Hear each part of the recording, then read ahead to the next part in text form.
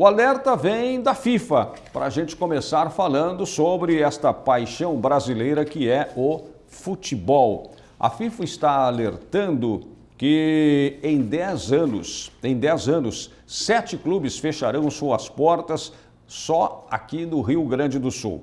Um estudo realizado por uma organização que trabalha exclusivamente para a FIFA apontou que 545 clubes de futebol vão fechar as portas em 10 anos na América Latina e 7 deles estão aqui no Rio Grande do Sul. Os nomes ainda não foram divulgados, mas serão publicados em breve. A pesquisa foi enviada à CBF e será encaminhada a todas as federações. E aí, como é que se faz futebol? Como é que se pode evitar? Como é que se pode enfrentar? Qual é a receita? Convidamos o Nilo Oliveira, que já esteve aqui conosco, que é um estudioso da gestão do futebol. O que é a gestão do futebol? Boa tarde, Nilo. Boa tarde, Vicente. Boa tarde aos telespectadores do canal 19, da TV Santa Maria. Olha, a gestão do futebol, ela implica hoje, né, nos nossos dias, totalmente na quebra dos paradigmas, né? Nós estamos vivendo uma situação, dá para você considerar assim, terminal, né, desse modelo do futebol. Esse é um modelo que não corresponde mais às aspirações das pessoas que investem em futebol, né? Os empresários locais, no caso, também não satisfaz o torcedor, é um modelo de jogo que não se desenvolve, que não atualiza. Então a gestão do futebol, ela procura novas maneiras, novas estratégias, né? Inovar realmente o futebol que está aí. E é por isso que a gente estuda, né? Procura estudar futebol. E recentemente eu acabei de concluir um novo curso nessa área de gestão, então eu estou com algumas novidades que podem realmente beneficiar o nosso esporte local e de alguma forma ou de outra contribuir para nós realmente resgatarmos o futebol local e colocar ele num outro patamar. Numa lista de prioridades, por onde começa, na tua visão e pelos estudos feitos, Nilo, esta quebra de paradigmas? Modelo. Começa pelo modelo de clube que nós temos aqui na cidade e até vem bem de acordo com essa pesquisa que saiu da FIFA, né? Os clubes realmente vão fechar. Se eles não mudarem o modelo, né? Esse modelo que é um modelo amador, sim, né? É um modelo amador, abnegado, mas amador. Né? E que tem um componente importante, que é a paixão do torcedor, né? Tem o apoio da mídia, a mídia de Santa Maria apoia incansavelmente o esporte local, mas nós precisamos mudar. Nós precisamos quebrar esse paradigma desse modelo amador e criar uma gestão profissional, né? Não descartando o elemento político, né?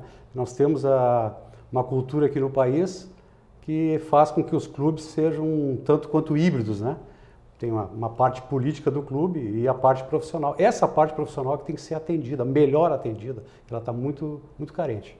Bom, o futebol lida muito com resultados, né? Depende do resultado. O que leva torcedor, o que arrasta torcedores é resultado. E é claro, tem também, né, principalmente nos clubes de médio e sobretudo nos clubes de grande porte, um grande envolvimento financeiro. Né? Existe muito dinheiro circulando, principalmente no bolso de alguns jogadores e de muitos empresários. Tá?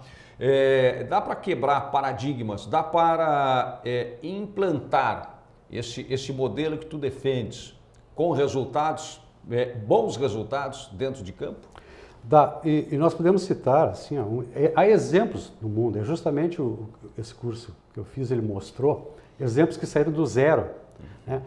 Há um russo, muito interessante, não é futebol, mas é uma ideia que pode ser copiada. Ele veio assistir um campeonato de futebol de areia, futebol de praia no Brasil. O Brasil, aliás, é detentor de vários tipos de futebol de praia. E a Rússia, a gente sabe que é um clima frio. Sim. Nem praias tem para... Ele conseguiu levar para lá, uma ideia que ele teve, preparou a areia e preparou as pessoas do zero. Começou do zero. E hoje, a Rússia é campeã mundial de futebol de areia. 10 anos depois. A Alemanha mostrou que com as academias, eles começaram do zero, depois de uma derrota, né, na Copa do Mundo, e chegou aonde chegou, e nós fomos uma das vítimas, né? A vítima.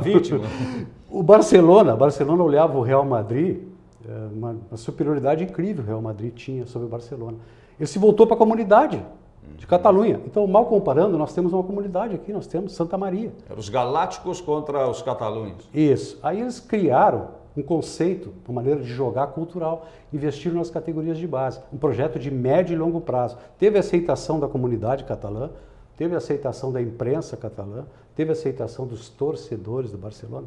Então eles esperaram 3 anos para o projeto andar. Quando andou, eles ficaram 11 anos ganhando tudo.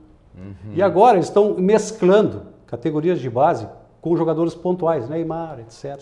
Pontuais. Mas a base continua os jogadores das categorias de base. O projeto se mantém, né, nessa estrutura que eles criaram. Aliás, há muito tempo, né, Nilo, se ouve falar das categorias de base. E de repente as categorias de base, em alguns casos, viraram minas de ouro. Pelo menos minas de prospecção. E aí não são só categorias de base nos clubes de futebol, são escolinhas que são criadas na tentativa de fazer algumas descoberta de talentos, para cair logo na mão dos empresários. Como é que se mantém, né? Como é que se pode esperar bons resultados das categorias de base com esta tentação que existe hoje em torno de alguém que possa ser um pouquinho diferenciado para ser contratado, ser mandado para o exterior? O primeiro passo é nós reconhecermos que o conceito que nós temos de talento é um conceito equivocado. Eu sempre digo, o talento não está lá, onde a gente aponta, aquele ali é um talento. Não, o talento não está lá, o talento emerge e cabe ao encarregado de lidar com os talentos, lapidá-lo e formá-lo. Então, essa é a grande dificuldade que existe nas categorias de base. Por isso que nós não conseguimos encontrar mais jogadores com talento. Raros. Sim. Até estatisticamente, por exemplo, existe 3.000 jogadores que adentram a categoria de base num clube. Sim, no universo de um ano. Certo. No universo de um ano. O aproveitamento é de 1%. O Internacional de Porto Alegre, ele faz as peneiras, que é outra coisa que nós vamos discutir também, as peneiras. Já vou adiantar que as peneiras têm que acabar. Viu? Eles fazem peneira com 7.000 jogadores ano. Investem R$1,5 milhão nas categorias de base. Internacional de Porto Alegre. Eles aproveitam 15. Desses 15, nós sabemos quem são. Sacha, os jogadores que estão aí, né? Valdívia, eles são algum fenômeno? Não, são jogadores normais, comuns, até bem inferiores aos jogadores que nós tínhamos na década de 90, 80, bem inferiores, muito inferiores. Então, o talento, na verdade, tem que ser lapidado. Esse é um mito que nós temos que também quebrar, um paradigma a ser quebrado. Pois é, e a função, o papel dos empresários, né, dos pais que investem nos seus filhos, né, na busca, né, desse olhar diferenciado, né, e de um grande contrato. Por isso que eu digo, para lidar no futebol, claro que tem o elemento político, né, e tem os torcedores que envolvem a paixão. Agora, o dirigente, o diretor, ele tem que ser racional. Primeira coisa é dizer para os pais que o objetivo de uma categoria de base ou de uma escolinha é formar um jogador de futebol, mas também formar um cidadão. Essa é a coisa que está sendo esquecida de ser dita aos pais. Então essa frustração familiar do filho não ser, de repente, um jogador talentoso, etc. Ela só ocorre porque não há essa informação. Então, nós precisamos informar os pais que é só 1%. A cada 3.000, 1%. Esse 1% hoje está na mão do empresário ou nos fundos de investimento, que a FIFA agora finalmente acabou. Então, retorna agora os direitos econômicos para o clube, então o pai, o responsável, vai ter esse conhecimento, que é o clube que vai abrigar o jogador dele, e não mais os fundos de investimento. Você tem falado bastante em gestão profissional, né, na função do dirigente e no aspecto racional, quando a gente sabe que o futebol é quase que 100% emocional. É possível que um dirigente seja racional tão somente e não seja emocional? E que resultados isto, né, dentro desse teu estudo, poderia alcançar? O dirigente que pode ser um pouco emocional é o presidente do clube. O presidente do clube, ele lida com o torcedor. Então ele tem que se envolver com a parte emotiva. Nós não estamos assim, criando uma regra. Sim, todo mundo tem que ser profissional, claro, e tem que ter uma turma dos racionais. Não, as pessoas podem ter as duas coisas. Ela não pode confundir. Eu até cito um exemplo de um treinador que tem um projeto, de um trabalho de médio e longo prazo, certo? Se esse treinador não obtiver os resultados esperados, o treinador é sumariamente demitido. Sim, sem Então dúvida. não há realmente um apoio para um trabalho, para um projeto. Então essa política, os clubes não têm. A política estratégica do clube, o plano estratégico do clube não tem. E é necessário. Isso só se você consegue com gestão. Então tem que ser profissional. Alguém que monte isso aí tem que ser profissional. Então nós temos um trabalho aqui, por exemplo, no Rio Grandense. Então, ali tem vários elementos profissionais já trabalhando. Né? A gente está acompanhando o noticiário e percebe isso, desde a presidente do clube. Ela tem gestões sobre algumas áreas. Né? Certo. O Internacional também tem. O Internacional Santa Maria tem poucos elementos ainda profissionais. Porque o Internacional Santa Maria está se deparando com uma situação muito grave. Muito mais grave que a do Rio Grandense. Né? Então a gente sabe disso. Que é o seu passivo. Exatamente. O passivo internacional tem 2 folhas de pagamento. O presidente Marqueto me relatou agora essa semana, durante a apresentação, que ele tá realmente lutando muito para pagar 2 folhas de pagamento. A folha atual, os contratados para o clube, e o passivo que o clube tem. O Rio Grandense não enfrenta isso. Né? O Rio Grandense tem umas dificuldades, mas as dificuldades são mais de captação. Né? Todos os clubes do interior têm dificuldades de captação. A gente vê a comemoração do Rio Grandense quando consegue um patrocinador. Evidente, futebol, nesse modelo, está sendo feito assim. Então não está errado. Então nós podemos, assim, para Santa Maria, tranquilizar os torcedores, tanto o Rio Grandense quanto o Internacional, que os trabalhos de gestão estão corretos. Um na linha de infraestrutura, que é o Rio Grandense, e outra na linha de saneamento, né, das finanças, que é o Internacional Santa Maria. Então a comunidade pode sim apoiar as 2 gestões e torcer que dê tudo certo. A única dificuldade que tem nesse modelo, Vicente, é que o ideal é que seria primeiro sanasse as finanças, criasse a infraestrutura, desse um tempo e depois entrasse na competição. Por isso que é importante fazer um trabalho de médio e longo prazo com as categorias de base. Fazer linhas paralelas, categoria de base e profissional. Linhas que não se encontram nesse momento e que não vão se encontrar. Elas vão seguir seus caminhos. Né? E em quanto tempo, né? Digamos que citasse aqui o exemplo do Barcelona, Sim. né? E outros investimentos e outros empreendimentos que são exemplos mundiais. Tá? Em quanto tempo tu acha que um projeto desses levaria para ser implantado, aceito e começar a dar resultados? Aí vai depender, digamos assim, do que for criado em torno desse projeto.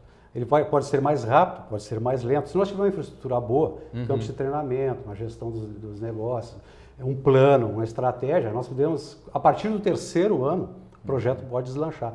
Por que isso? Porque as categorias de base, elas só começam realmente a ser inseridas no projeto técnico-tático a partir dos 14 anos de idade.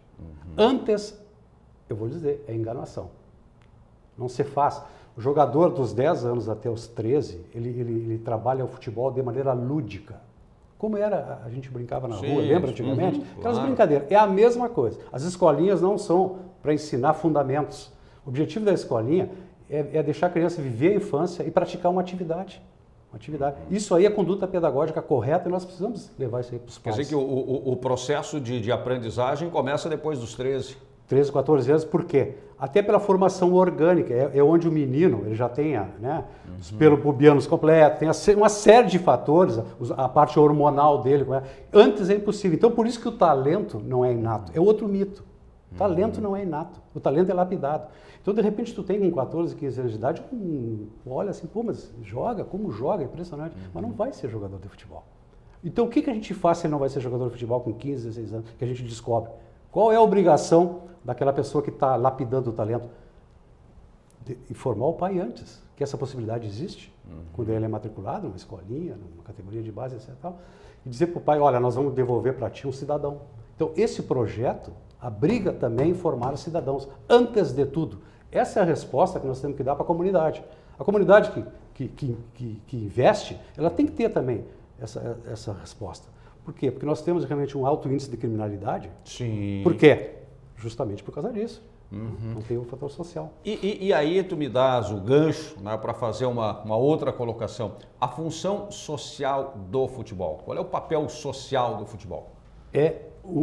Deveria ser o principal. Eu vou dar um exemplo. Os países que adotaram essa política de RS, né, Relações Sociais Corporativas, né, tipo a Alemanha, a Espanha, Portugal, todos eles obtiveram grandes resultados na formação do cidadão. Então, porque o objetivo todo nosso, numa comunidade, o objetivo principal é o aspecto social. Porque senão nós vamos trabalhar para enriquecer poucas pessoas, que é o que a gente estava fazendo antes, enriquecendo os empresários, né? As federações e a confederação com um monte de dinheiro, e os clubes quebrando, como tu acabaste de ler aqui. Então, alguma coisa tem que ser feita para mudar isso aí. Claro, a gente reconhece o trabalho abnegado de todos, mas evidentemente que essas pessoas que são abnegadas, elas também têm que fazer uma reflexão.